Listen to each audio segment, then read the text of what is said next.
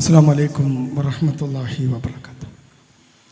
ഇന്നൽ ഹംദുലില്ലാഹ് വസ്സലാത്തു വസ്സലാമു അലാ റസൂലിഹിൽ അമീൻ വഅലാ ആലിഹി വസഹ്ബിഹി അജ്മഈൻ അമ്മാ ബഅദ്. റബ്ബ് സുബ്ഹാനഹു തആലയുടെ വിധിവിലക്കുകളെ മാനിച്ചുകൊണ്ട് മുത്തഖീങ്ങളായി ജീവിക്കണമേ എന്ന് സ്വന്തത്തെ മറക്കാതെ എല്ലാവരെയും ഓർമ്മിപ്പിക്കുന്നു. വളരെ ബൃഹത്തായ ഒരു വിഷയം വളരെ ചെറിയ ഒരു സമയം കൊണ്ട് നിങ്ങളുടെ മുന്നിൽ എത്തിക്കുക എന്നതാണ് എൻ്റെ കർത്തവ്യം. ഇൻഷാ അല്ലാഹ് നമ്മുടെ സമയത്തിൻ്റെ പരിധിയും പരിമിതിയും ഒക്കെ മനസ്സിലാക്കിക്കൊണ്ട് അതൊക്കെ മാനിച്ചുകൊണ്ട് തന്നെ ഞാൻ വിഷയം അവതരിപ്പിച്ച് അവസാനിപ്പിക്കാം. ഞാൻ ഒരു 2 ആഴ്ച മുന്നേ എൻ്റെ ഭാര്യയും മക്കളെയും കൂടെ ഒരു കുടുംബ വീട്ടിൽ സന്ദർശനത്തിന് വേണ്ടി പോയി. എൻ്റെ കൂടെ മക്കളുണ്ട്, ഭാര്യയുണ്ട്. വണ്ടിയൊക്കെ നിർത്തി എല്ലാവരും വണ്ടിയിൽ നിന്ന് ഇറങ്ങി എൻ്റെ ഭാര്യയും മക്കളും ആ വീട്ടിലേക്ക് കയറി അങ്ങ് പോയി. ഷൂസൊക്കെ അഴിച്ച് കൊലായിലേക്ക് കയറുമ്പോൾ ആ വീടിൻ്റെ കൊലായിൽ 2 കുട്ടികൾ ഇരിക്കുന്നു. ഒരു കുട്ടിക്ക് 4 വയസ്സ് പ്രായം, അവൻ ആൺകുട്ടിയാണ്. രണ്ടാമത്തെ കുട്ടിക്ക് 3.5 വയസ്സ് പ്രായം, അത് പെൺകുട്ടിയാണ്. ഒരു ആൺകുട്ടിയും പെൺകുട്ടിയും ആ കൊലായിലുള്ള ഒരു കസേരയിൽ 2 പേരും കൂടി ഇരിക്കുകയാണ്. ആൺകുട്ടിയുടെ കയ്യിലൊരു മൊബൈൽ ഫോൺ ഉണ്ട്. അതിലവരെന്തോ പരതിക്കൊണ്ടേയിരിക്കുന്നു. 2 പേരും അതിലിങ്ങനെ ശ്രദ്ധിച്ചിരിക്കുകയാണ്. എൻ്റെ ഭാര്യയും മക്കളും അകത്തേക്ക് കയറിപ്പോയത് അവരറിഞ്ഞിട്ടില്ല. ഞാൻ ഷൂ ഒക്കെ അഴിച്ച് അകത്തേക്ക് കയറുന്നതും അവരറിയുന്നില്ല. കാണാൻ നല്ല ഭംഗിയുള്ള ക്യൂട്ടായ 2 മക്കൾ കൊലായിലിങ്ങനെ ഇരിക്കുകയാണ്. 4 വയസ്സ് 3.5 വയസ്സ് പ്രായമുള്ള ഒരു ആൺകുട്ടിയും പെൺകുട്ടിയും കാണുമ്പോൾ സ്വാഭാവികമായും നമുക്കുണ്ടാകുന്നൊരു വാത്സല്യം. ഞാൻ അവരുടെ 2 പേരുടെയും തലയിൽ ഇങ്ങനെ കൈക്കൊണ്ട് ഇങ്ങനെ ആക്കിയിട്ട് അവരോട് ചോദിച്ചു, ആ മൊബൈലിൽ ഇങ്ങനെ കളിച്ചിരിക്കുകയാണോ എന്ന് ചോദിച്ചു. സ്വാഭാവികമായ ഒരു ചോദ്യം. എൻ്റെ ചോദ്യം അതായിരുന്നു, നിങ്ങൾ മൊബൈലിൽ ഇങ്ങനെ കളിച്ചിരിക്കുകയാണോ? അപ്പോഴാണ് 4 വയസ്സുള്ള ആൺകുട്ടി മുഖം ഉയർത്തിയത്. അവൻ എൻ്റെ മുഖത്ത് നോക്കി ചോദിച്ചു, അതിന് തനിക്കെന്താ? ആ ഒരു ഉത്തരം എന്നെ വല്ലാതെ ഞെട്ടിച്ചു കളഞ്ഞു. അതിന് തനിക്കെന്താ? ഞാനും വിചാരിച്ചു തെറ്റെൻ്റെ എന്താണ്. അവർ 2 പേരും ഇരുന്നിങ്ങനെ ഫോണ് കാണുന്നതിന് എനിക്കെന്ത് കാര്യം?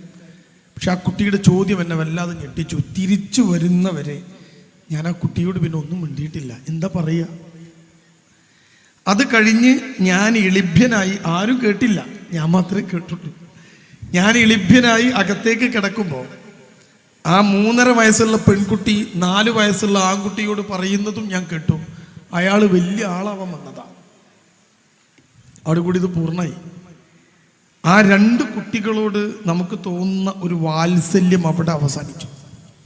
എൻ്റെ മുമ്പിലിരിക്കുന്ന എൻ്റെ പ്രിയമുള്ള രക്ഷിതാക്കൾ, എൻ്റെ ശബ്ദം കേൾക്കുന്ന സഹോദരങ്ങൾ, ഞാൻ ഈ പറഞ്ഞ വിഷയം നിങ്ങളും അനുഭവിക്കുന്നതാണ് എന്ന് എനിക്കറിയാം. ഞാനത് പറഞ്ഞു എന്ന് മാത്രം. എല്ലാവരും അനുഭവിക്കുന്ന ഒരു വിഷയമാണ് ഇപ്പം ഞാൻ നിങ്ങളുടെ മുമ്പ് പറഞ്ഞത്. നമ്മുടെ വീട്ടിനകത്ത് ഒരാൾ വന്നാലോ പോയാലോ എന്ത് നടന്നാലോ അറിയാത്ത മക്കളായി നമ്മുടെ മക്കൾ മാറുന്നു. നിങ്ങൾ എപ്പോഴെങ്കിലും ചിന്തിച്ചു നോക്കിയോ? നമ്മുടെയൊക്കെ ആശയായ, പ്രതീക്ഷയായ, നമ്മളൊക്കെ മരിച്ചു കഴിഞ്ഞാലും നമുക്ക് വേണ്ടി പ്രാർത്ഥിക്കേണ്ട, നാളെ മയ്യത്ത് കൊണ്ടുവന്ന് വീട്ടിൽ കിടത്തുമ്പോൾ മയ്യത്തിൻ്റെ തലക്കുമ്പുറത്ത് നിന്ന് മയ്യത്ത് നിസ്കരിക്കേണ്ട നമ്മുടെ മക്കൾ, ആ മക്കളെക്കുറിച്ച് ഒരിത്തിരി സമയം നമ്മളൊന്ന് ഇരുന്ന് ആലോചിച്ച് നോക്കിയിട്ടുണ്ടോ? A+ വാരിക്കൂട്ടുന്ന മക്കൾ, വിദ്യാഭ്യാസത്തിൽ ഉന്നതിയിലേക്ക് എത്തുന്ന മക്കൾ, പക്ഷേ മൊറാലിറ്റിയുടെ കാര്യത്തിൽ, സാൻമാർഗികതയുടെ കാര്യത്തിൽ, എത്തിക്സിൻ്റെ കാര്യത്തിൽ ആ കുട്ടികളുടെ അവസ്ഥ മഹാകഷ്ടമാണ് എന്ന് ഞാനിങ്ങനെ വലിയ വായിൽ പറയാതെ നിങ്ങൾക്കറിയാവുന്നതാണ്. നമ്മുടെ മക്കൾക്ക് എന്താണ് സംഭവിക്കുന്നത്? ഞാൻ ഒരുപാട് സമയം, എനിക്ക് സംസാരിക്കാൻ സമയമില്ല എന്ന് അറിഞ്ഞുകൊണ്ട് തന്നെ ചുരുക്കി പറഞ്ഞു മാത്രം ഞാൻ അവസാനിപ്പിക്കാം. എവിടെയാണ് തെറ്റുപറ്റിയത്? എന്താണ് മക്കളുടെ പ്രശ്നം? മക്കളെ പ്രശ്നം മാത്രമാണോ? നമുക്കുണ്ടോ പ്രശ്നം? ഇതെല്ലാം നമുക്കൊന്ന് പരിശോധിക്കണമല്ലോ, വേണമല്ലോ. ആ ഒരു വിഷയത്തിലേക്ക് നമ്മൾ കിടക്കുമ്പോഴാണ് നിങ്ങൾ ചിന്തിച്ചു വെക്കേണ്ടത്. ഞാൻ ചിലത് മാത്രം നിങ്ങളുടെ മുമ്പിലേക്ക് വെക്കാം.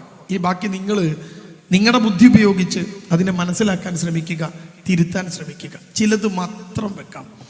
മനുഷ്യൻ എന്ന ജീവിയും മൃഗങ്ങളും തമ്മിൽ ധാരാളം വ്യത്യാസങ്ങളുണ്ട്. മൃഗങ്ങളെപ്പോലെ അല്ല ഒരു മനുഷ്യൻ. ഒന്നും ഒരുപാട് കാര്യങ്ങളിൽ, മുഴുവൻ കാര്യങ്ങളിലും മൃഗവുമായി യാതൊരുവിധ അടുപ്പവും അല്ലെങ്കിൽ അതുമായി സാമ്യമുള്ള ഒരു ജീവിയല്ല മനുഷ്യൻ. ധാരാളം പ്രത്യേകതകൾ മനുഷ്യരെ കാണാം. ഞാൻ അതൊക്കെ അവിടെ മാറ്റി വെക്കാണ്. ഇനി മനുഷ്യൻ്റെ ഒരു പ്രത്യേകത ഉണ്ട്. മനുഷ്യൻ്റെ കുഞ്ഞ് ജനിച്ചു വീഴുമ്പോൾ, ഞാൻ കുറേ ഉണ്ട്, ഞാനതൊന്നും പറയുന്നില്ല. മനുഷ്യൻ്റെ കുഞ്ഞ് ജനിച്ചു വീണാൽ മൃഗത്തിൻ്റെ കുഞ്ഞ് ജനിച്ചു വീണ പോലെയല്ല.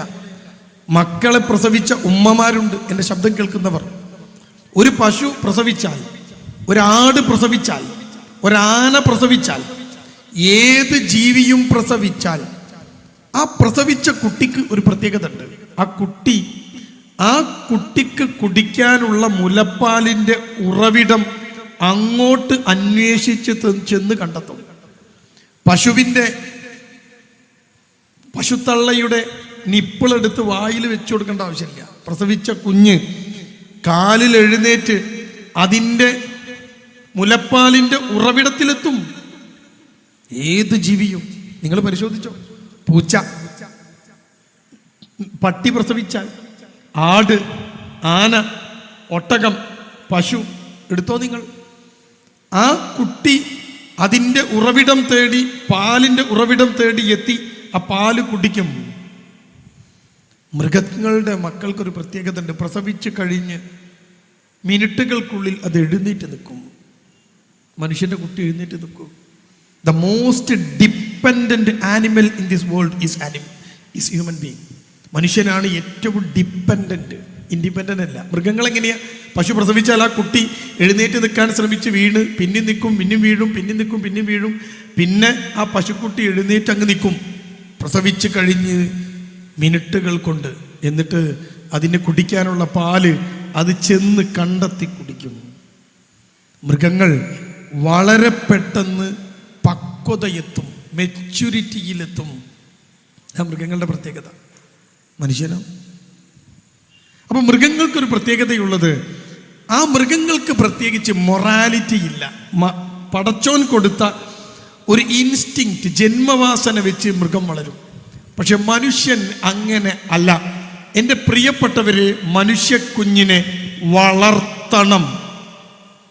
അത് വളരില്ല. വളർന്നാൽ അപകടകരമായി മാറും. എന്നാ മനുഷ്യന്റെ പ്രത്യേകത. മനുഷ്യക്കുഞ്ഞിനെ വളർത്തിയേ പറ്റൂ. അത് വളരാൻ നമ്മൾ അനുവദിക്കരുത്. നമ്മൾ വളർത്തണം. ആ വളർത്തുമ്പോഴാണ് ആ കുട്ടിയിൽ മൊറാലിറ്റിയും സോഷ്യൽ ലിവിങ്ങും, ആ കുട്ടിക്ക് വേണ്ട കുറേ കാര്യങ്ങൾ നമ്മളിങ്ങനെ കൊടുക്കുന്നത്. ആ ബാപ്പയുടെ, ഉമ്മയുടെ, അവരുടെ കാര്യങ്ങൾ കണ്ടും കേട്ടും പകർത്തിയുമാണ് കുഞ്ഞ് വളരുക. ഞാനിത് പറഞ്ഞത് നിങ്ങൾക്ക് ബോധ്യം വരാനാ. അപ്പൊ കുഞ്ഞ് എങ്ങനെ വളരുക? ഇങ്ങനെയാ. മൃഗത്തിന്റെ കുട്ടി വളരും പോലെ റബ്ബ് കൊടുത്ത ബേസിക് ഇൻസ്റ്റിങ്ക്റ്റ്, ജന്മവാസന വെച്ച് കുഞ്ഞ് വളരില്ല. നിങ്ങളെ കണ്ടും നിങ്ങളെ കേട്ടും നിങ്ങളെ പകർത്തിയുമാണ് നിങ്ങളുടെ കുട്ടി വളരുക. അതുകൊണ്ട് കുട്ടി എന്തായി തീർന്നാലും പ്രിയപ്പെട്ടവരെ, ഉത്തരവാദിത്തം ഒരു രക്ഷിതാവിനാണ്. പാപ്പക്കാണ്, ഉമ്മക്കാണ്. അവർക്കാണ് ഉത്തരവാദിത്തമുള്ളത്. ഒരു കുഞ്ഞിനെ സ്വാഭാവികമായി വളർത്താൻ വിട്ടാൽ ആ കുഞ്ഞുണ്ടാക്കുന്ന പ്രശ്നങ്ങൾ വളരെ വലുതാണ്. 1960, 2024 നമ്മൾ നിൽക്കുന്നത്. വലിയ പുരോഗമനങ്ങളുടെ വിസ്ഫോടനങ്ങൾ ഉണ്ടായ ഒരു കാലഘട്ടം. 1960 പ്രത്യേകതയുണ്ട്. ലോകത്ത് വിപ്ലവങ്ങൾ നടക്കുന്ന കാലമാണ്. ഹരിത വിപ്ലവം, ഇൻഡസ്ട്രിയൽ റവല്യൂഷൻ ഒക്കെ നടക്കുന്ന കാലം. ആ കാലത്തൊരു വിപ്ലവം കൂടി ഉണ്ടായി യൂറോപ്യൻ രാജ്യങ്ങളിൽ. അതിൻ്റെ പേര് സെക്സ് റവല്യൂഷൻ. ആ റവല്യൂഷന്റെ ഭാഗമായിട്ട് അന്നത്തെ യൂറോപ്പിലെ ആളുകൾ, അമേരിക്കയിലെ ആളുകൾ, അവർ ചിന്തിച്ചു മനുഷ്യൻ ഈ സെക്സ് ആസ്വദിക്കണം. അതിൻ്റെ ഭാഗമാണ് ഇപ്പം കാണുന്ന LGBTQ ഒക്കെ. അതിന് ശേഷം വന്ന കാര്യങ്ങളാണ്. എന്താണോ അവന് ലൈംഗികമായ ആസ്വാദനത്തിന് വേണ്ടത് അതവൻ ആസ്വദിക്കണം. ഇതാണ് 1960 രൂപം കൊണ്ട് ഇന്നത്തെ ഫെമിനിസം പോലത്തെ, LGBTQIA++ പോലത്തെ അന്നത്തെ ഒരു വിപ്ലവം, ഒരു ചിന്ത 1960 വളർന്നത് മനുഷ്യന് ലൈംഗികത ആസ്വദിക്കണം എന്നതാണ്. ആരുടെ കൂടെയാണോ നിങ്ങൾക്ക് ലൈംഗികത ആസ്വദിക്കാൻ ഇഷ്ടം, അയാളുടെ കൂടെ ലൈംഗികത ആസ്വദിച്ച് മടുത്താൽ നിങ്ങൾ മറ്റൊന്നിലേക്ക് പോകണം. ഇങ്ങനെയാണ് യൂറോപ്പ് 1960 ചിന്തിച്ചത്. 1970 എത്തിയപ്പോഴേക്ക് ഈ ചിന്ത വ്യാപകമായി. മനുഷ്യന് ആസ്വാദനത്തിന്റെ പുതുവഴികൾ തേടാൻ തുടങ്ങി. ആൺ പെൺ സൗഹൃദങ്ങളൊക്കെ ഇത്തരത്തിൽ ലൈംഗികതയിലേക്ക് പോയി. പക്ഷെ ഒരു പ്രശ്നമുണ്ടായി. ആണും പെണ്ണും തമ്മിലുള്ള ലൈംഗികതയുടെ ഉൽപ്പന്നമാണ് മക്കൾ, കുട്ടികൾ. സ്വാഭാവികമായിട്ടും 1960-70 കാലത്ത് ഇന്നത്തെ പോലെ പുരോഗതിയും ചിന്തയും ഗർഭനിരോധന മാർഗങ്ങൾ ഇത്ര വ്യാപകവുമല്ലാത്തൊരു കാലം. ആ കാലത്തിൽ ആണും പെണ്ണും ഇങ്ങനെ ലൈംഗികത തേടിയാൽ മക്കളുണ്ടാവും. അപ്പൊ അവർ ചിന്തിച്ചു, ഈ മക്കൾ എന്ത് ചെയ്യും? ഈ ഇങ്ങനെ ആസ്വദിക്കപ്പെടുമ്പോൾ ഉണ്ടാകുന്ന ഉൽപ്പന്നങ്ങളായ മക്കൾ എന്ത് ചെയ്യും? വലിയ ചിന്ത. യൂറോപ്യൻ രാജ്യങ്ങൾ ചിന്തിക്കാൻ തുടങ്ങി, എന്ത് ചെയ്യും മക്കൾ ഉണ്ടാകുമെന്നത് സ്വാഭാവികതയാണ്. ഈ മക്കൾ എന്ത് ചെയ്യും? അങ്ങനെ ഈ മക്കളെ ബാപ്പയും ഉമ്മയും തമ്മിൽ നിയമപരമായി വിവാഹം കഴിച്ചിട്ടില്ല. യൂറോപ്പിൽ അങ്ങനെയാണ്. അവർ ലിവിങ് ടുഗദർ. നമ്മളിപ്പോൾ തുടങ്ങിയത് അവർ അന്നേ തുടങ്ങി. ഇപ്പം അവരതിനെ നിർത്തി. അവരിപ്പോൾ സന്മാർഗതയിലേക്ക് തിരിച്ചു നടക്കാൻ തുടങ്ങി. നമ്മളിപ്പോൾ തുടങ്ങുകയാണ്. അവരന്ന് തുടങ്ങി. അത് തുടങ്ങിയിട്ട് അവർ ചിന്തിച്ചു, ഈ മക്കൾ എന്ത് ചെയ്യും? കാരണം ലൈംഗികത ആസ്വദിച്ച് അതിൻ്റെ ആസ്വാദനം തീർന്നാൽ, അല്ലെങ്കിൽ ആഗ്രഹം തീർന്നാൽ, ആ ബന്ധം അവർ അവസാനിപ്പിച്ച് അടുത്ത ബന്ധത്തിലേക്ക് പോകും. അവരങ്ങനെയാണ് ചിന്തിച്ചത്. അങ്ങനെ പോകുമ്പോൾ ഈ മക്കൾ ഉണ്ടായാൽ ആ മക്കൾ ആര് വളർത്തും? വലിയ ചിന്തയായി. അങ്ങനെ ഈ മക്കളെ വളർത്താൻ നമ്മുടെ നാട്ടിൽ ഇപ്പോൾ ഉള്ള ബോർഡിംഗ് സ്കൂളുകൾ പോലെയുള്ള ചില കേന്ദ്രങ്ങൾ, നമ്മളിപ്പോൾ വൃദ്ധസദനങ്ങൾ എന്ന് പറഞ്ഞ പോലെ കുട്ടികളെ വളർത്താനുള്ള ചില കുട്ടി വളർത്തൽ കേന്ദ്രങ്ങൾ യൂറോപ്പിലാകമാനം വരാൻ തുടങ്ങി. 1990 ആയപ്പോഴേക്ക് 1960-ലും 70-ലും ഗർഭിണിയായി പ്രസവിച്ച അമ്മമാര് പ്രസവിച്ച മക്കൾക്ക് 20-ഉം 25-ഉം വയസ്സായി. 15-ഉം 20-ഉം 10-ഉം വയസ്സൊക്കെയുള്ള മക്കള് നല്ല സൗകര്യമുള്ള, നല്ല വിദ്യാഭ്യാസം കൊടുക്കുന്ന കേന്ദ്രങ്ങളിൽ, ലോക്കലൊന്നുമല്ല, യൂറോപ്യൻ രാജ്യങ്ങളിൽ അത് ഏറ്റവും ക്വാളിറ്റിയായി ഗവൺമെന്റ് തുടങ്ങി വെച്ചു. കാരണം ഈ മക്കള് ആ നാടിന്റെ സ്വത്താണ്. അവർ ഈ നാടിന്റെ സ്വത്താണ്. ഏറ്റവും മികച്ച സൗകര്യങ്ങളോട് കൂടി ഉണ്ടായ മക്കളെ രാജ്യം ഏറ്റെടുത്ത് ഉന്നതമായ വിദ്യാഭ്യാസം കൊടുത്തു. എല്ലാം കൊടുത്തു. അവർക്ക് ഭക്ഷണം കൊടുത്തു, വിദ്യാഭ്യാസം കൊടുത്തു, സകലതും കൊടുത്തു. പക്ഷേ 90 ആയപ്പോഴേക്ക് ഇവർ തിരിച്ചറിഞ്ഞു, ഈ കുട്ടികൾക്ക് ചിലത് നഷ്ടപ്പെട്ടിട്ടുണ്ട്. അവരെയാണ് 90 ആയപ്പോഴേക്ക് കള്ളന്മാരുടെ എണ്ണം കൂടി, വൃത്തികേട് നടത്തുന്നവരുടെ എണ്ണം കൂടി, മയക്കുമരുന്ന് ഉപയോഗിക്കുന്ന ആളുകളുടെ എണ്ണം കൂടി. 1990-ലെത്തിയപ്പോഴാണ് യൂറോപ്യന്മാർ തിരിച്ചറിഞ്ഞത്, കുട്ടിയെ വളർത്താൻ ഈ കേന്ദ്രങ്ങൾ പോരാ. കുട്ടിനെ വളർത്താൻ കുട്ടിയുടെ ബയോളജിക്കൽ മദർ, ബയോളജിക്കൽ ഫാദർ വേണം. ജീവശാസ്ത്രപരമായി കുഞ്ഞിൻ്റെ ജന്മത്തിന് ബീജം നൽകിയ ബാപ്പയും കുഞ്ഞിനെ ഗർഭപാത്രത്തിൽ ചുമന്നു പെറ്റ ഉമ്മയും ചേർന്നു നിന്ന് വളർത്തിയാൽ മാത്രമേ കുട്ടി നാടിന് ഉപകാരപ്പെടൂ എന്ന് 990 കാലഘട്ടത്തിൽ യൂറോപ്യൻ രാജ്യങ്ങൾ തിരിച്ചറിഞ്ഞു. നിങ്ങൾ ആലോചിച്ച് നോക്കൂ. അതിനുശേഷം അവർ പിന്നെ വലിയൊരു തിരിച്ചു നടത്തമാണ് കുടുംബ സംവിധാനത്തിലേക്ക്. മക്കളെ 18 വയസ്സ് വരെയെങ്കിലും ഈ മാതാപിതാക്കൾ ഒരുമിച്ച് നിന്ന് വളർത്തണമെന്ന ഒരു സംവിധാനത്തിലേക്ക് യൂറോപ്യൻ രാജ്യങ്ങൾ തിരിച്ചു പോകും. നമ്മൾ ഈ 1960 അവർ ഛർദിച്ച, അവർ ചവച്ചു തുപ്പിയ ഈ സിസ്റ്റത്തിലേക്ക് വന്നുകൊടുക്കപ്പോൾ ഇപ്പം ഇന്ത്യൻ്റെ ഒക്കെ അവസ്ഥ, കേരളത്തിൻ്റെ ഒക്കെ അവസ്ഥ ഇപ്പം അതാണ്. കണ്ടോ? ഞാനിത് എന്തിനാ പറഞ്ഞതെന്നറിയോ? മക്കളെ വളർത്തുന്നതിൽ ഏറ്റവും വലിയ പങ്ക് രക്ഷിതാക്കൾക്കുണ്ട്, മാതാവിനും പിതാവിനും ഉണ്ട്. ഞാൻ ഒന്നുകൂടി ഞാൻ പറഞ്ഞതിനെ ആവർത്തിക്കുന്നു. നമ്മളെ കണ്ടും കേട്ടും പകർത്തിയുമാണ് മക്കൾ വളരുക. അപ്പൊ ഇവർക്ക് എന്തെങ്കിലും ഒരു പ്രശ്നമുണ്ടെങ്കിൽ, ന്യൂനപക്ഷമായ കുറച്ച് കുട്ടികൾക്ക് ജനിതകപരമായ ചില സൈക്കോളജിക്കൽ ഡിസോർഡേഴ്സ് ഉണ്ടാകും. ക്ലെപ്റ്റോമാനിയ എന്ന് പറയുന്ന ഒരു അസുഖമുണ്ട്. മോഷ്ടിക്കലാണത്. അതൊരു അസുഖമാണ്. സൈക്കോളജിയിൽ മരുന്ന് കൊടുത്ത്, കൗൺസിലിംഗ് കൊടുത്ത് ട്രീറ്റ്മെൻറ്റ് എടുക്കേണ്ട ഒരു അസുഖത്തിൻ്റെ പേരാണ് ക്ലെപ്റ്റോമാനിയ. സാധനം ഇങ്ങനെ കാണുമ്പോൾ എടുക്കാൻ തോന്നും, മോഷ്ടിക്കാൻ തോന്നും. അതൊക്കെ ചില സൈക്കോളജിക്കലി ഉണ്ടാക്കുന്ന അസുഖങ്ങളാണ്. അത് മാറ്റിവെച്ചാൽ നമ്മുടെ കുട്ടികളിൽ ഭൂരിഭാഗവും 90% മക്കളും പകർത്തുന്നത് ആ കുട്ടി കണ്ടതും കേട്ടതുമാണ്. അങ്ങനെ കുട്ടി വളരുക. ചെറിയൊരു കുട്ടി വളരെ അങ്ങനെയാണ്. എങ്കിൽ ഞാൻ നിങ്ങളോട് എൻ്റെ സംസാരം ആരംഭിച്ചപ്പം പറഞ്ഞൊരു കാര്യമുണ്ട്. എന്താ? ഞാനൊരു ബന്ധു വീട്ടിലേക്ക് കയറി ചെന്നപ്പോൾ ഒരു കുട്ടിയുടെ അടുത്ത് നിന്ന് എനിക്ക് കിട്ടിയ പ്രധാനപ്പെട്ട ഒരു അനുഭവമാണ് ഞങ്ങളോട് പങ്കുവച്ചത്. ഇനി ഞാൻ അതിലേക്ക് വരാം. ഞാൻ പറഞ്ഞല്ലോ സമയമൊക്കെ കുറവായതുകൊണ്ട് ഞാനിങ്ങനെ പരത്തി പറയുന്നില്ല, അതിലേക്ക് വരാം. എന്താ അവിടെ സംഭവിച്ചത്? നമ്മുടെ മക്കൾ കാണുന്നതും കേൾക്കുന്നതും പകർത്തുന്നതും പ്രിയപ്പെട്ടവരെ ആരെയാണ്? അവിടെയല്ലേ തെറ്റുപറ്റിയത്? ആരെയാ മക്കൾ കാണുന്നത്? ആരെയാ മക്കൾ കേൾക്കുന്നത്? ആരെയാണ് ജീവിതത്തിൽ അവർ പകർത്തുന്നത്? നിങ്ങൾ ചിന്തിച്ചോ? മക്കൾ ആശങ്കയായി മാറിയ എൻ്റെ പ്രിയപ്പെട്ട ഉമ്മമാർ, ഉപ്പമാർ ചിന്തിച്ചോ? എവിടെയാ പ്രശ്നം? ഒരു പുതിയ പഠനം ഞാൻ നിങ്ങളുടെ മുമ്പിലേക്ക് വെക്കാണ്. നിങ്ങൾ ചിന്തിക്കണം, പുതിയൊരു പഠനം നിങ്ങളുടെ മുമ്പിലേക്ക് വെക്കാണ്.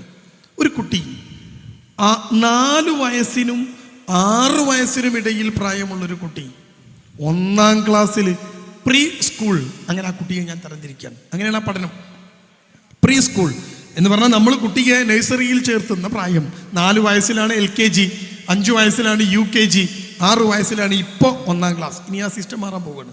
പോട്ടെ, ഒരു പ്രീ പ്രൈമറി കുട്ടി, 4 വയസ്സിനും 6 വയസ്സിനും ഇടയിലെ കുട്ടി, പുതിയ ഒരു കണക്കനുസരിച്ച് പറയണത് ആ കുട്ടി ഒരു ദിവസം കാണുന്ന ഷോർട്സിൻ്റെ റീൽസിൻ്റെ എണ്ണം 60-നും 70-നും ഇടക്കാണ്. ഇത് ഞാൻ പറഞ്ഞു കേട്ടപ്പോൾ നിങ്ങളിപ്പോൾ നിങ്ങളുടെ മനസ്സിൽ ഓർത്തുണ്ടാവും, ഇത് കുറച്ച് അധികമാണല്ലോ എന്നല്ലേ. 4 വയസ്സും 6 വയസ്സുമുള്ള കുട്ടിയെ ഞാൻ പറഞ്ഞത്, വലിയ കുട്ടീനെ ഞാൻ അവിടെ നിർത്തിനെ. പഠനം പറയണത് ആ കുട്ടി ഒരു ദിവസം കാണുന്ന ഷോർട്സ് റീൽസ് 60-നും 70-നും ഇടയിലാണ്. അപ്പം നിങ്ങൾ ചിന്തിക്കുന്ന ചിന്തപ്പതാണ് അത്രയൊക്കെ ഉണ്ടാവുമെന്നില്ലേ?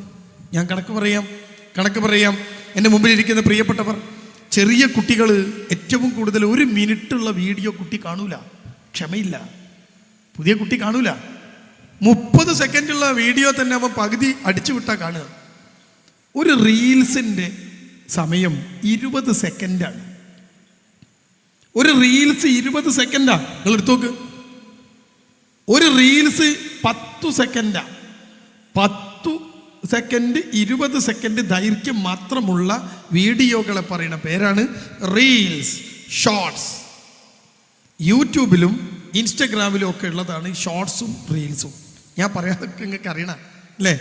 നമ്മുടെ 4 വയസ്സുള്ള കുട്ടിയുടെ കയ്യിൽ നിങ്ങൾ മൊബൈൽ കൊടുക്കണം. ഞാനും നിങ്ങളുമൊക്കെ ഒരു 10 വർഷം മുമ്പ് നമ്മുടെ കുട്ടിക്ക് ഫോൺ കൊടുത്താൽ സംഭവിക്കുക, നമ്മുടെ ഗാലറിയിൽ പോയി അതിലുള്ള ഏതെങ്കിലും ഒരു വീഡിയോ കുട്ടി കാണുക ചെയ്യുക ആണല്ലോ. ഗാലറിയിൽ പോയിട്ട് നമ്മൾ എടുത്തു വെച്ചൊരു വീഡിയോ കുട്ടി കാണും. പക്ഷേ ഇപ്പോഴത്തെ ഒരു കുട്ടിക്ക് നിങ്ങൾ കൊടുത്താൽ കുട്ടി ഗാലറിയിൽ പോവില്ല.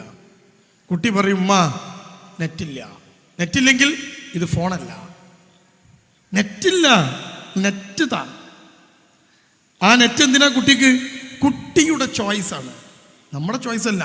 നമ്മൾ പണ്ട് എൻ്റെ മക്കളൊക്കെ ചെറുതായ സമയത്ത് എന്തെങ്കിലുമൊക്കെ കാർട്ടൂണോ നമ്മുടെ വിസ്ഡം ഇറക്കുന്ന ഇസ്ലാമിക് ഗാനങ്ങളോ അതൊക്കെ നമ്മളിങ്ങനെ ഈ ഒരു ഫോൾഡർ ആക്കിയിട്ട് കൊണ്ടിടും. മോളും ഇപ്പോൾ ഫോൺ കുറച്ച് നേരം തരുമെന്ന് നോക്കിയപ്പോൾ നമ്മൾ ഇതടുത്ത് കാണിച്ചു കൊടുക്കുക. കുട്ടി അതിങ്ങനെ കണ്ടിരിക്കും അല്ലേ? ആ പാട്ട് കുട്ടി കേൾക്കും. എന്താ കുട്ടി കേട്ടത്?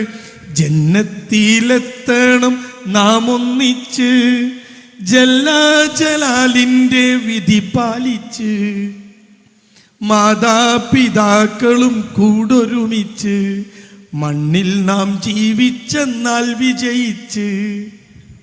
സ്വർഗത്തെ പറ്റിയുള്ള പാട്ടാ കുട്ടി കേട്ടത്. നമ്മുടെ ഗാലറിയിൽ കൊണ്ടതാ.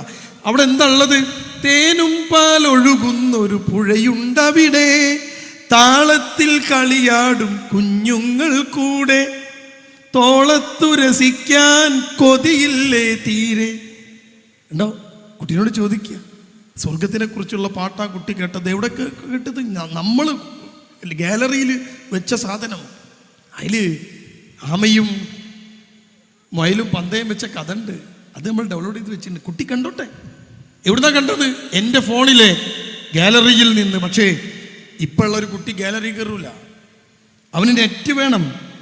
നമ്മുടെ 4 വയസ്സുള്ള കുട്ടീൻ്റെ കയ്യിൽ നിങ്ങൾ ഫോൺ കൊടുത്തു, 1 മിനിറ്റ് ഫോൺ കൊടുത്തു, 1 മിനിറ്റ് 1 മിനിറ്റ് 60 സെക്കൻഡ് നിങ്ങളുടെ കുട്ടിയുടെ കയ്യിൽ നിങ്ങൾ ഫോൺ കൊടുത്തു.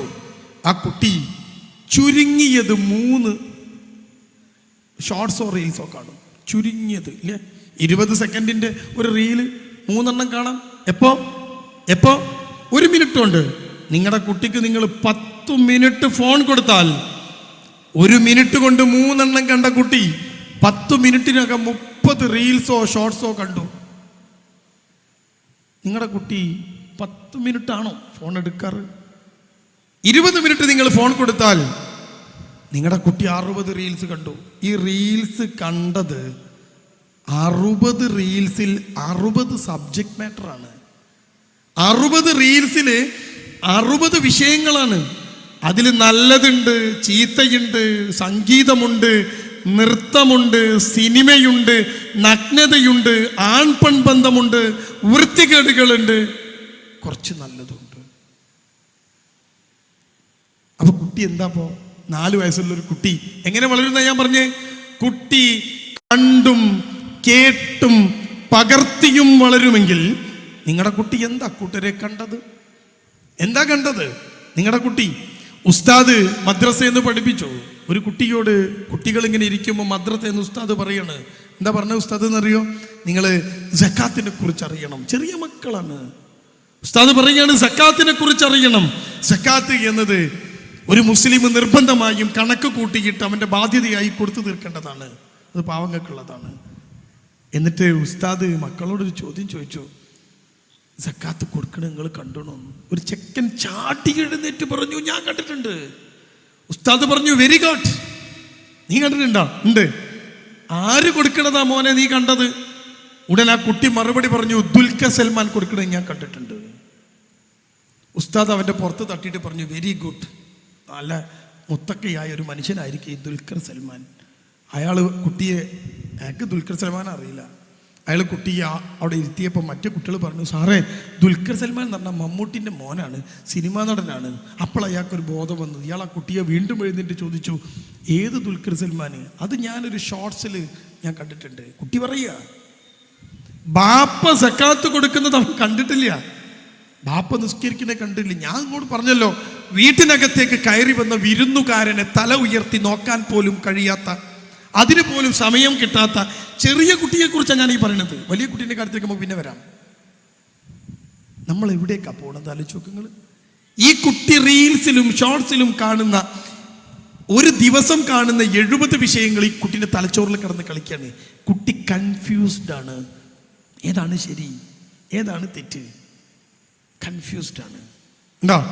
പിറ്റേ ദിവസം രാവിലെ എഴുന്നേറ്റാൽ കുട്ടിക്ക് ഫോൺ വേണം. വീണ്ടും അവൻ 70 റീൽസ് കണ്ടു, ഷോർട്സ് കണ്ടു. പിറ്റേ ദിവസം എണീറ്റ് പിന്നെയും കണ്ടു.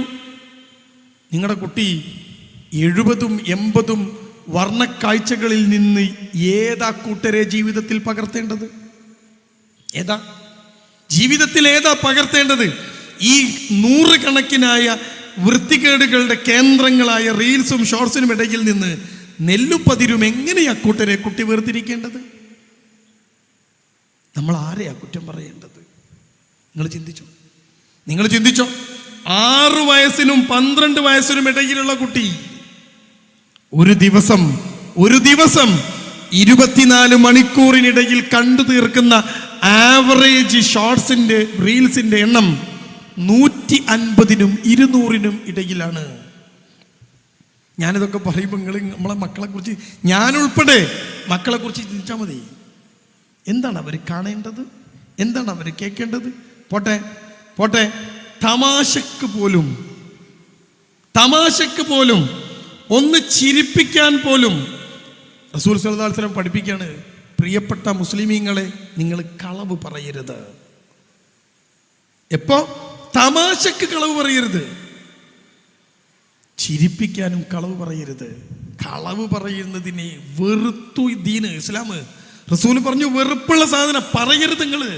ഒരു മനുഷ്യന്റെ മറ്റൊരു മനുഷ്യനും, 2 മനുഷ്യന്മാർ തമ്മിലുള്ള വിശ്വാസത്തെ അപ്പാടെ തകർത്ത് കളയുന്നതിന്റെ പേരാണ് നുണ പറയാന്ന് പറഞ്ഞ. റസൂൽ പറഞ്ഞു, തമാശക്കാണോ, ചിരിപ്പിക്കാനാണോ? അരുത്.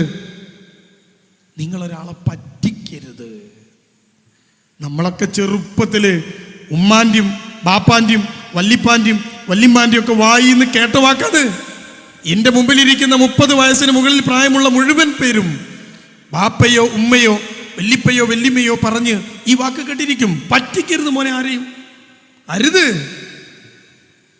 നീ കളവ് പറയരുത്. എന്തിനാ മോനെ കളവ് പറഞ്ഞ്? ഉമ്മ ചോദിച്ചു. ഞാൻ കളവ് പറയുമ്പോൾ എന്നോട് ചെറിയ കുട്ടിയായി എന്നോട് ഉമ്മ ചോദിക്കും, എന്തിനാ നീ കളവ് പറയണത്? ഉമ്മാന്റെ മുഖം കറക്കൊക്കെ കളവ് പറയുമ്പോഴാണ്. റസൂൽ സല്ലല്ലാഹു അലൈഹി വസല്ലം ഒരു സ്വഹാബിയുടെ വീട്ടിലേക്ക് എത്തി. സ്വഹാബിന്റെ വീട്ടിൽ വിരുന്നുകാരനായി റസൂൽ വന്നതാ. സ്വഹാബിക്ക് ഭയങ്കര സന്തോഷം, റസൂലാ കയറി വന്നത്. ആ വീട്ടിലേക്ക് ഇങ്ങനെ കയറി വന്നപ്പോൾ ആ വീട്ടിനകത്ത് ഈ സ്വഹാബിയുടെ ചെറിയ മോനുണ്ട്. 2 വയസ്സോ 3 വയസ്സോ പ്രായമുള്ള ചെറിയൊരു കുട്ടി. അവനങ്ങനെ കളിക്കാണ്. റസൂല് കയറി വന്ന് ഇരുന്നു. റസൂല് ആ ചെറുക്കനെ കണ്ടപ്പം വിളിച്ചു, കൈ വാണ്ടി വിളിച്ചു, വാ മോനെ കേട്ടോ വാ. ചെറിയ കുട്ടീനെ കാണുമ്പോൾ നമ്മൾ വിളിക്കൂലേ? ഇപ്പം വിളിക്കാൻ പറ്റുമെന്ന് എനിക്കറിയില്ല കേട്ടോ, നമ്മൾ വിളിക്കല്ലോ, മോൻ വാ. ആ ചെറുക്കൻ വന്നില്ല. ഈ ബാപ്പ അതിയായി ആഗ്രഹിച്ചു എൻ്റെ മോനൊന്ന് റസൂല് തൊട്ടിരുന്നെങ്കിൽ, മോനൊന്ന് റസൂലിന്റെ മടിയിൽ കയറിയിരുന്നെങ്കിൽ, റസൂൽ ഒന്നിൻ്റെ മോന് വേണ്ടി പ്രാർത്ഥിച്ചിരുന്നെങ്കിൽ. ആരാ വന്നത്? റസൂല. റസൂൽ സല്ലല്ലാഹു അലൈഹി വസല്ലം അങ്ങനെ ഇരുന്നപ്പോൾ ഈ മോനെ വിളിച്ചപ്പോൾ മോനത് മൈൻഡാക്കിയില്ല. ചെറിയ കുട്ടിക്ക് എന്ത് റസൂല് മൈൻഡാക്കിയില്ല. ഇയാൾക്ക് സങ്കടമായി. ഉടൻ ഇയാൾ ചെയ്ത പണി എന്തായാലും നിങ്ങൾക്ക്, ആ മനുഷ്യൻ തൻ്റെ കയ്യിൻ്റെ മുഷ്ടി ഇങ്ങനെ ചുരുട്ടി പിടിച്ച് ആ കുട്ടിയെ വിളിച്ചിട്ട് പറഞ്ഞു, വാ. എന്തിനാ നമ്മളൊക്കെ സാധാരണ കുട്ടികളെ വിളിക്കാറുണ്ട്, എന്താ മുട്ടായി തരാം മുട്ടായി തരാം വാ. അയാൾ അതേപോലെ വല്ല കാരക്ക ഉണ്ടെന്നോ എന്തോ മധുരം ഉണ്ടെന്നോ പറഞ്ഞ് കയ്യിൽ ഇങ്ങനെ എന്തോ സാധനം ചുരുട്ടി പിടിച്ചിട്ട് ആ കുട്ടിയെ വിളിച്ചു റസൂലിൻ്റെ അടുത്തേക്ക് എത്താൻ വേണ്ടിയിട്ട്. മോൻ വാ, സാധനം തരാം വാ വിളിച്ചു. അതുവരെ ആ വീട്ടിൽ സ്വസ്ഥനായിരുന്ന, അതുവരെ ആ വീട്ടിൽ സന്തോഷത്തിലിരുന്ന റസൂലിൻ്റെ മുഖം ചുവന്നു. റസൂലിന് ദേഷ്യം വന്നു. ആ മനുഷ്യനോട് റസൂൽ ചോദിച്ചു, നിന്റെ കയ്യിൽ നീ പറഞ്ഞ സാധനം ഉണ്ടോ? ഉണ്ടോ? ആ മനുഷ്യൻ പറഞ്ഞു, ഇല്ല, ഞാൻ കുട്ടി വരാൻ വേണ്ടി പറഞ്ഞതാ. അരുത്, നീ തമാശക്ക് കളവ് പറയരുത്. ഇല്ലെങ്കിൽ ഇല്ല എന്ന് പറയണം. ആ കുട്ടി നിന്നെ കണ്ട് വളരുന്ന കുട്ടിയാണ്. അരുത് നീ. ഉണ്ടോ? ആ മനുഷ്യൻ അപ്പം തന്നെ ക്ഷമ ചോദിച്ചു. റസൂലേ തെറ്റ് പറ്റിയതാ, ഓക്കെ, അരുത്. ഇതാ ദീന് ആണല്ലോ, ഇതാണല്ലോ ദീന്. ഇനി നിങ്ങളുടെ കുട്ടി കാണുന്ന, ഞാൻ പറഞ്ഞു ചെറിയ കുട്ടികൾ കാണുന്ന വീഡിയോ, ഷോർട്സ്, റീൽസ്, ആ റീൽസിന്റെ വിഷയം എന്താ? നിങ്ങളെ അടുത്ത് ചെറിയ കുട്ടി ഉണ്ടെങ്കിൽ ചോദിച്ചു നോക്ക്. ഒരാളെ പറ്റിക്കുക എന്ന് പറഞ്ഞാൽ നിങ്ങൾക്കൊക്കെ അത് പറ്റിക്കലാണ്. പക്ഷെ കുട്ടിക്ക്, പുതിയ കുട്ടിക്ക് പറ്റിക്കുന്നതിന് വേറൊരു പേരുണ്ട്. ഞാൻ പറഞ്ഞുതരാം, നിങ്ങൾ കേട്ടിട്ടുണ്ടാവും. അല്ലെങ്കിൽ കുട്ടിയോട് ചോദിച്ചാൽ മതി. പ്രാങ്ക്. എന്താ പറയാ? പ്രാങ്ക്. നിങ്ങളുടെ കുട്ടി കാണുന്ന വീഡിയോ പ്രാങ്ക് വീഡിയോ ആണ്. എന്താ പ്രാങ്ക് വീഡിയോ? മുറ്റത്തൊരു കുഴി കുഴിച്ച് വെക്കുക, എന്നിട്ട് കുറച്ച് ആൾക്കാർ നടന്നിരുമ്പോൾ കുഴിയിൽ വീഴുക, അത് കണ്ട് കുട്ടി ചിരിക്കുക. ഒരു മനുഷ്യൻ മറ്റൊരു മനുഷ്യനെ കരുതിക്കൂട്ടി പറ്റിച്ച് കുഴിയിൽ വീഴ്ത്തിയത് കണ്ട് ചിരിക്കുന്ന ഈ കുട്ടി വളർന്നു വലുതാകുമ്പോൾ എന്താണ് ആയിത്തീരുക എന്ന് നിങ്ങൾ ചിന്തിച്ചു. കുട്ടി പ്രാങ്ക്. ഇനി കുറച്ചാണ്ട് വലുതായാലോ? വലുതായ ഭാര്യ ഭർത്താവിനെ പ്രാങ്ക്, ഭർത്താവ് ഭാര്യയെ പ്രാങ്ക്, പറ്റിക്കുക. ഉണ്ടോ? എന്നിട്ട് അതിങ്ങനെ കണ്ടിട്ട് നമ്മുടെ തലമുറ പറ്റിക്കപ്പെടുന്നത് പോലും നോർമലൈസ് ചെയ്ത് മുന്നോട്ട് പോവുക. ചിന്തിച്ചു നോക്ക്, എവിടെ നമ്മൾ എത്തിയേക്കുന്നത് അല്ലേ? നിങ്ങളെ കുട്ടീനോട് ചോദിച്ചോ എന്താ പ്രാങ്ക് എന്ന്, ഒന്ന് കാണിച്ചു തരും. ഞാനൊരു കല്യാണ വീട്ടിൽ പോയി ഭക്ഷണമൊക്കെ ഇങ്ങനെ കഴിച്ച് എഴുന്നേറ്റ് കൈ കഴുകാൻ പോകുമ്പോൾ വലിയൊരു ആൾക്കൂട്ടം, കുറേ കുട്ടികൾ അവിടെ ഇങ്ങനെ കൂടി നിന്ന് തിരക്ക് കൂട്ടാണ്. ഞാനിങ്ങനെ എത്തി നോക്കിയപ്പം ഒരു തൊപ്പി തല തിരിച്ചിട്ട ഒരു ചെറുക്കൻ, തൊപ്പി ഇങ്ങനെ തല തിരിച്ചിട്ടുണ്ട്, അങ്ങനെ മുന്ന് ബാക്കിലുള്ളത്. ആ ഒരു ചെറുക്കന് ഒരു ഓവർകോട്ട് പോലത്തെ ഒരു കുപ്പായൊക്കെ ഇട്ട് ഒരു ചെറുക്കൻ്റെ കൂടെ നിന്ന് ചെറിയ മക്കൾ ഇങ്ങനെ ഫോട്ടോ എടുക്കുകയാണ്. അപ്പം ഞാൻ സ്വാഭാവികമായിട്ടും കൈ കഴിക്കുമ്പോൾ ചോദിച്ചു, ഒരു കുട്ടിയോട് ചോദിച്ചു, ആരാ മോനെ അത്? എത്ര നോക്കിയിട്ടും എനിക്കൊരു മുഖപരിചയം പോലും ഇല്ലാത്തൊരു മനുഷ്യൻ. പിന്നെ ഞാൻ വിചാരിച്ചു വല്ല സിനിമാ നടനോ വല്ല സീരിയലോ എന്തെങ്കിലുമൊക്കെ ആയിരിക്കും, നമുക്കത് പരിചയമില്ലല്ലോ. അപ്പം അതുകൊണ്ട് തന്നെ അതായിരിക്കും എന്ന് കരുതി അത് വിട്ട് കളഞ്ഞപ്പോൾ ആ ചെറിയ കുട്ടി, ഒരു 12 വയസ്സോ 14 വയസ്സോ പ്രായമുള്ള ഒരു 8ലോ 9ലോ പഠിക്കുന്ന കുട്ടി, അപ്പോൾ എന്നോട് പറയാ, നിങ്ങൾക്ക് അറിയില്ലേ അയാളെ? ഞാൻ ചോദിച്ചു, അറിയില്ല. അയാൾ യൂട്യൂബറാണ്. ഞാൻ ചോദിച്ചു, ഞാൻ തീരെ കണ്ടിട്ടില്ല. നിങ്ങൾ കണ്ടിട്ടില്ല? ഇങ്ങനെ ഒരു ചാനലുണ്ട്. ഞാൻ ചോദിച്ചു, ആ ചാനലിൽ എന്താ അയാൾ ചെയ്യല്? ആ കുട്ടി എന്നോട് പറയാണ്, പ്രാങ്ക് വീഡിയോൻ്റെ ആളാണ്. ആൾക്കാരെ പറ്റിക്കുക, എന്നിട്ട് അത് വീഡിയോ എടുക്കുക, എന്നിട്ട് അവനെങ്ങനെ ജീവിക്കുക അത് കിട്ടുന്ന പണം കൊണ്ട്? കണ്ടോ? നിങ്ങൾ ചിന്തിച്ചു നോക്കി.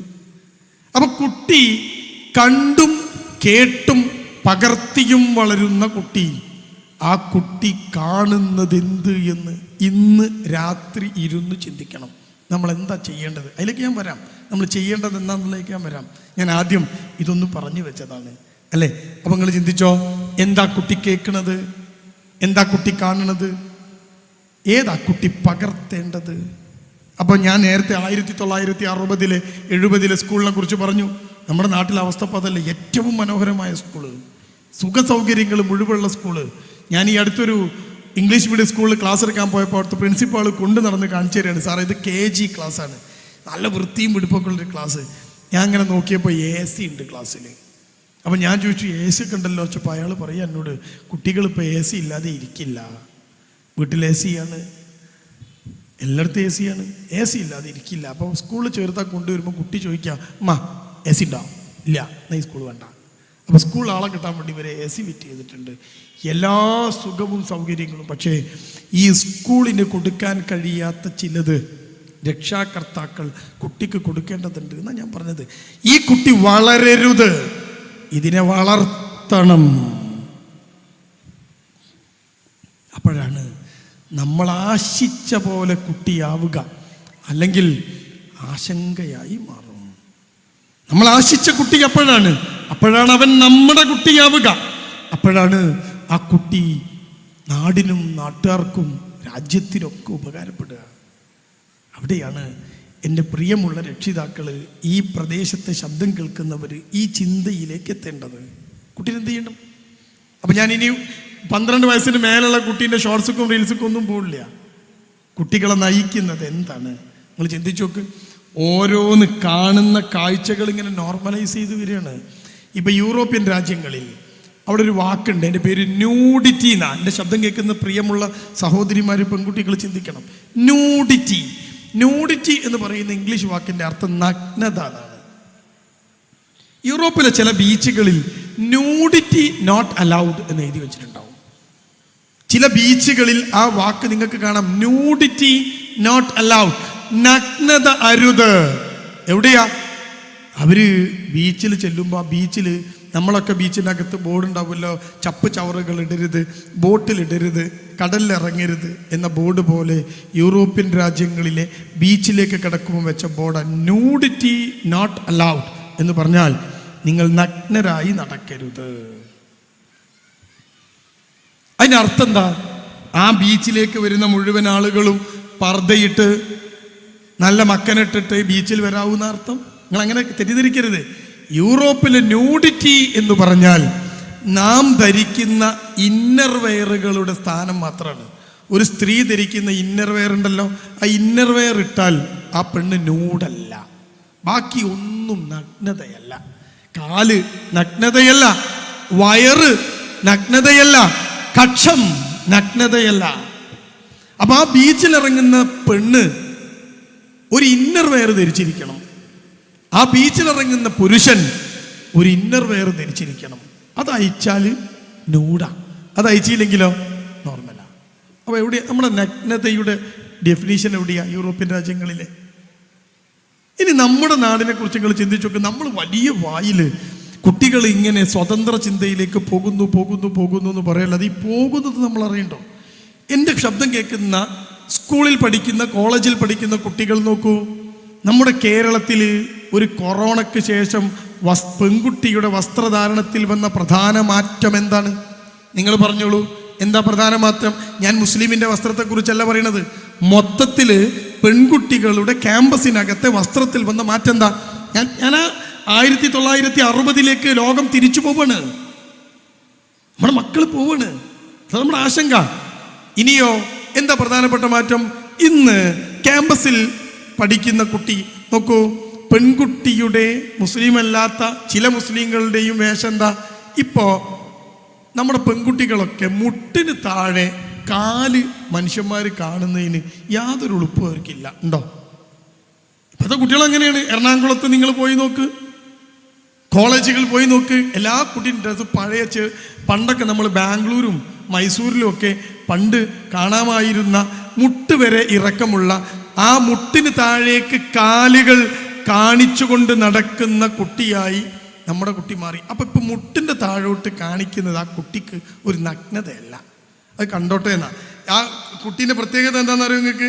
അഥവാ ചുരിദാറിൻ്റെ കാല് നീളുണ്ടെങ്കിൽ അതിപ്പോൾ കയറ്റിയൊക്കെയാണ്.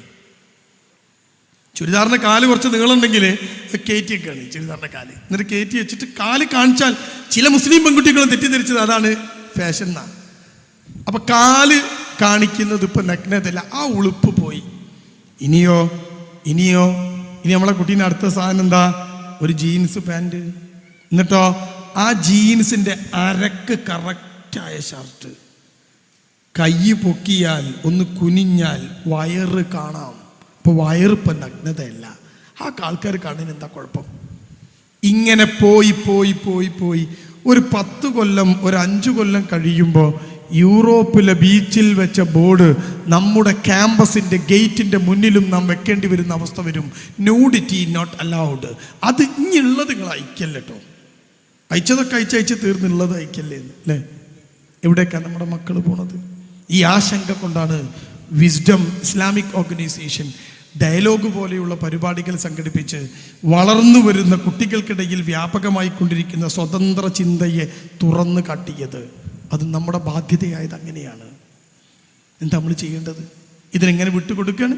എറണാകുളത്തല്ലേ, നിങ്ങളല്ലേ പത്രത്തിൽ വായിച്ചത്, ഒരു കുട്ടി ഫ്ലാറ്റിൽ പ്രസവിച്ച് താൻ പെറ്റ കുട്ടിയെ ഫ്ലാറ്റിന്റെ മുകളിൽ നിന്ന് റോഡിലേക്ക് വലിച്ചെറിഞ്ഞത് നിങ്ങൾ താമസിക്കുന്ന എറണാകുളം ജില്ലയിലാണ്. ഞാൻ ഇപ്പം നിൽക്കുന്നത് ആലപ്പുഴയാണ്, പക്ഷെ ഇത് എറണാകുളത്തിന്റെ ബോർഡറാണല്ലോ. നിങ്ങളല്ലേ പത്രത്തിൽ വായിച്ചത്? എറണാകുളം പട്ടണത്തിൽ ഒരു കുട്ടിയെ ഫ്ലാറ്റിന്റെ മുകളിൽ നിന്ന് വലിച്ചെറിഞ്ഞത്. അതിന് നിലത്ത് വീഴുമ്പോൾ ജീവനുണ്ട്. അതിന് ഒരു ഉമ്മാന്റെ മുലപ്പാൽ കൊതിച്ച് ഈ ഭൂമിയിൽ ജീവിക്കാൻ കൊതിച്ച് ആ പെണ്ണ് പ്രസവിച്ച കുട്ടിയെ കയ്യിലെടുത്ത് എറിയാണ്. അത്ഭുതപ്പെട്ടത് എന്താണെന്നറിയോ? ആ കുട്ടി പ്രഗ്നന്റ് ആയത് ആ കുട്ടിയുടെ വീട്ടുകാർ അറിഞ്ഞില്ല അത്രേ.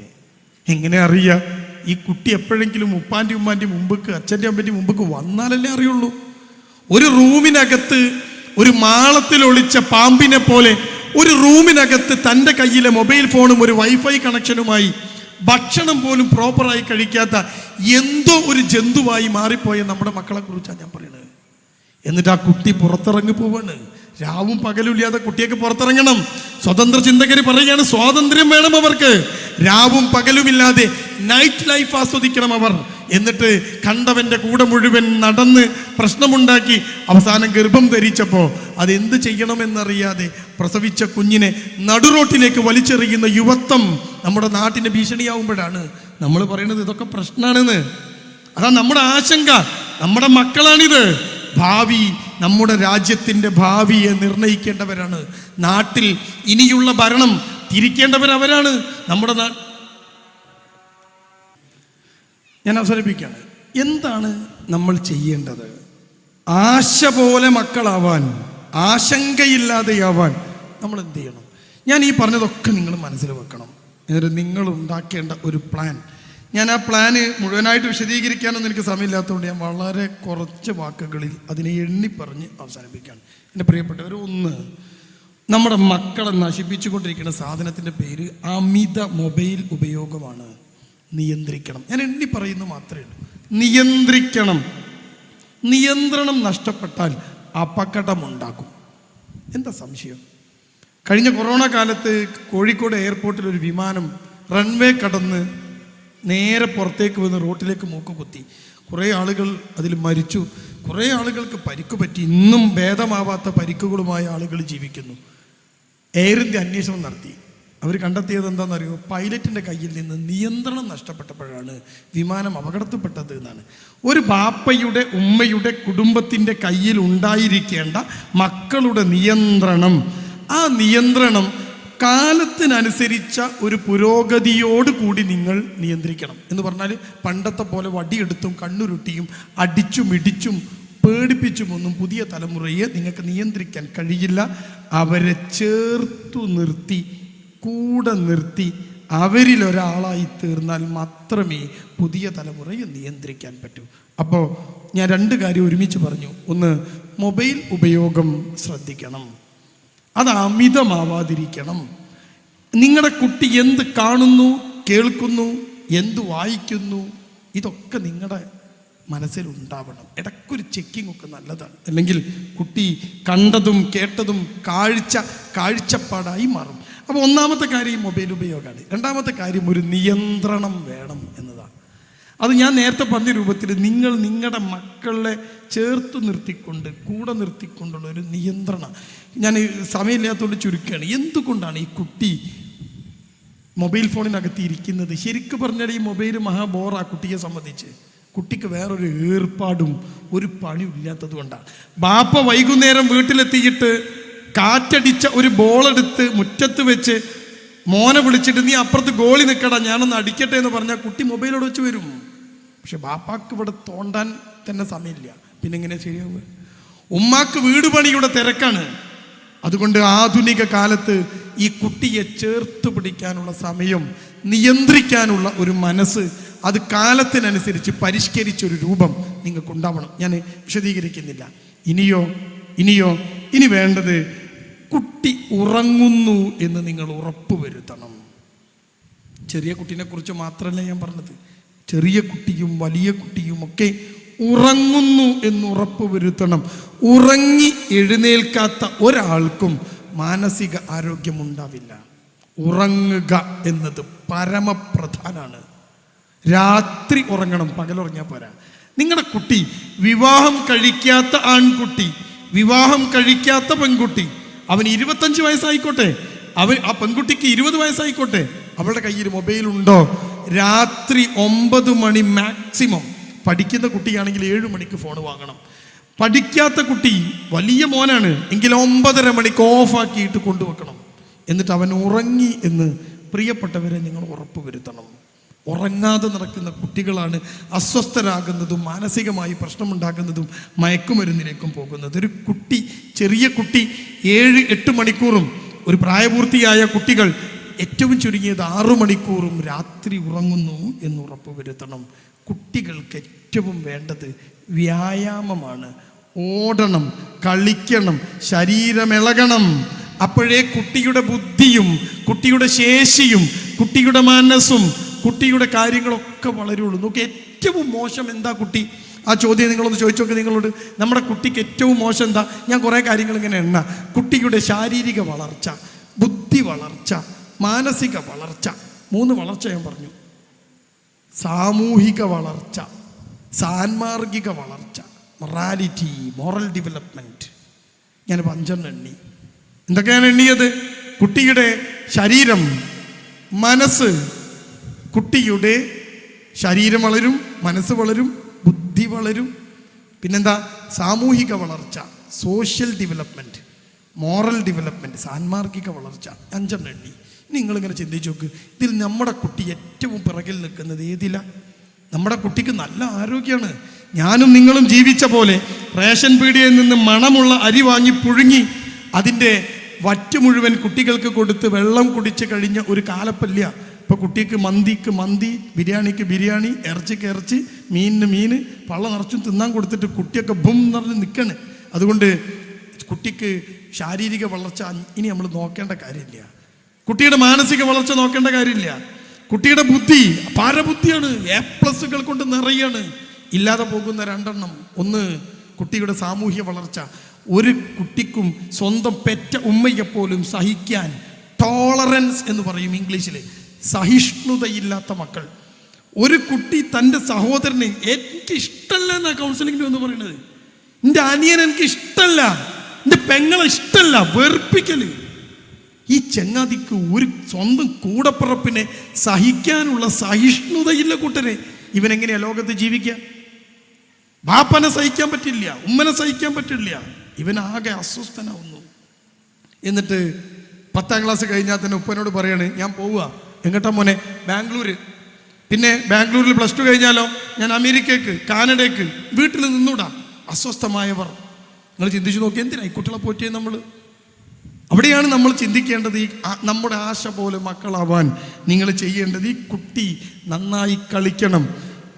അവൻ്റെ സഹോദരങ്ങളോട് ചേർന്ന് ഒരുമിച്ച് കളിക്കണം. മൊബൈൽ ഫോണിനകത്തല്ല. ആ കളിയിലൂടെയാണ് അവൻ തോൽക്കാൻ പഠിക്കുക. ആ കളിയിലൂടെയാണ് അവൻ ടോളറൻസ് പഠിക്കുക, ആ കളിയിലൂടെയാണ് അവൻ സാമൂഹിക വളർച്ച നേടുക. അതുകൊണ്ട് കുട്ടികൾക്ക് നല്ല വ്യായാമം കൊടുക്കാൻ ഉമ്മ ശ്രദ്ധിക്കണം. വെള്ള ടൈൽസ് ഇട്ട വീട് അടിച്ചു തുടച്ച് വൃത്തിയാക്കിയിട്ട് അതിങ്ങനെ മിന്നിത്തിളങ്ങുന്നത് നോക്കി എൻ്റെ വീടിൻ്റെ വൃത്തി എന്ന് പറയുന്ന എൻ്റെ പ്രിയപ്പെട്ട ഉമ്മമാരെ, ഒരിത്തിരി ചെളി ആയിക്കോട്ടെ വീട്ടിൽ, മക്കൾ തിളങ്ങട്ടെ. അവരുടെ കൂടെ സമയം കണ്ടെത്താൻ നിങ്ങൾ ശ്രമിക്കണം. അടുത്ത പരിഹാരം അതാണ്. കുട്ടികൾക്ക് നിങ്ങൾ ചെലവാക്കണം, കുട്ടികൾക്ക് വേണ്ടി ചെലവാക്കണം. അപ്പം നിങ്ങൾ ചോദിക്കും, നമുക്കതിനല്ലേ പണി, അധ്വാനിക്കുക, കുട്ടികൾക്ക് വേണ്ടി ചെലവാക്കുക അല്ലേ?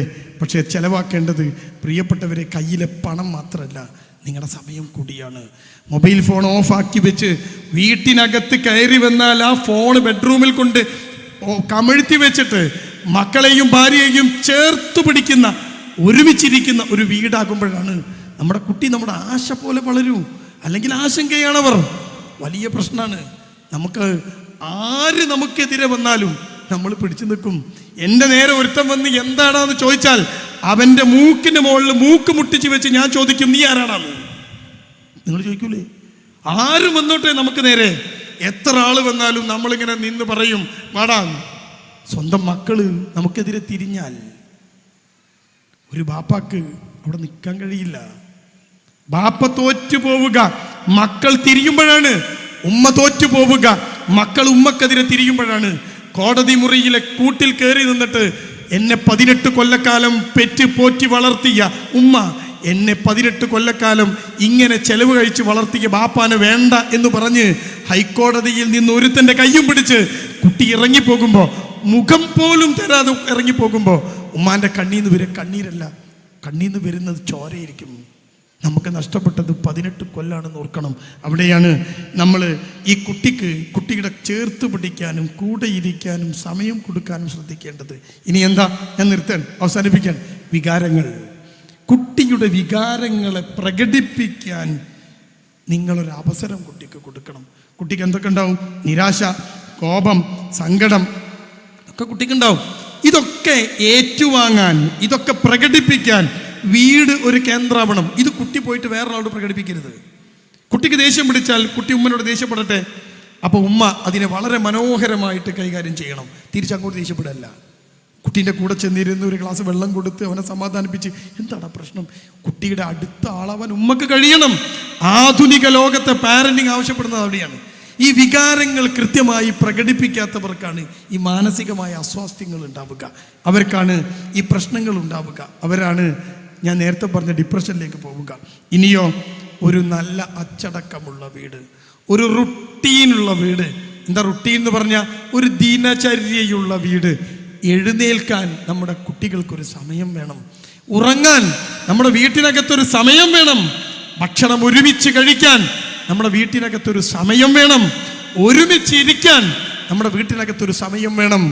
മക്കള് നിങ്ങൾ ആശിച്ച പോലെ ആയിത്തീരുക എപ്പോഴാണ്? നിങ്ങൾ നോക്കൂ, നിങ്ങൾ നമ്മുടെ വീട്ടിനകത്ത് ഒന്നും ഇല്ലല്ലോ. ടൈം ടേബിളൊക്കെ സ്കൂളിലാണ്, വീട്ടിലില്ല.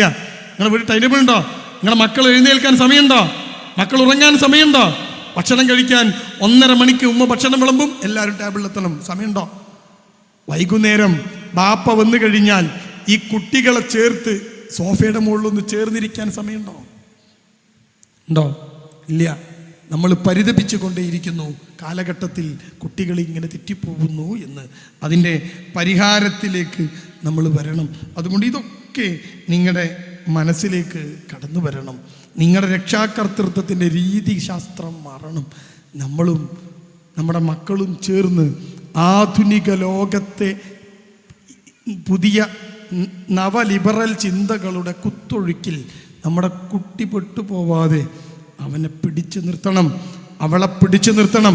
ബാക്കിയുള്ള വിഷയങ്ങളൊക്കെ ഇനി വരാൻ പോകുന്ന പ്രാസംഗികന്മാരും ഇതിനു മുമ്പ് പ്രസംഗിച്ചവരും ഒക്കെ നിങ്ങളോട് പറഞ്ഞതാണ്. അതുകൊണ്ട് ഏറ്റവും മനോഹരമായി ഇഹലോകത്തും പരലോകത്തും നമുക്ക് ഉപകാരപ്പെടുന്ന, നാളെ നമ്മൾ മരിച്ചാൽ നമുക്ക് വേണ്ടി മയ്യത്ത് നിസ്കരിക്കുന്ന, നമ്മുടെ കബറിടത്തിൽ ഒന്ന് വന്ന് നമുക്ക് വേണ്ടി പ്രാർത്ഥിക്കുന്ന ഒരു മക്കളായിട്ട് നമ്മുടെ മക്കൾ മാറണം.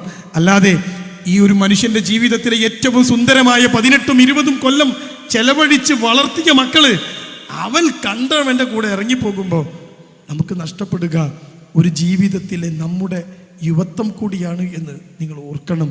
ഏറ്റവും മികച്ച മക്കളായി അല്ലാഹു സുബ്ഹാനഹു തആല നമ്മുടെ മക്കളെ മാറ്റുമാറാവട്ടെ.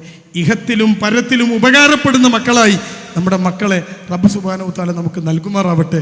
റബ്ബനാ ഹബ് ലനാ മിൻ അസ്വാജിനാ വദുരിയാതിനാ ഖുർറത അയുൻ വജഅൽനാ ലിൽ മുത്തഖീന ഇമാമ. റബ്ബനാ ആതിനാ ഫിദ് ദുനിയ ഹസന വഫിൽ ആഖിറതി ഹസനതൻ വഖിനാ അദാബന്നാർ.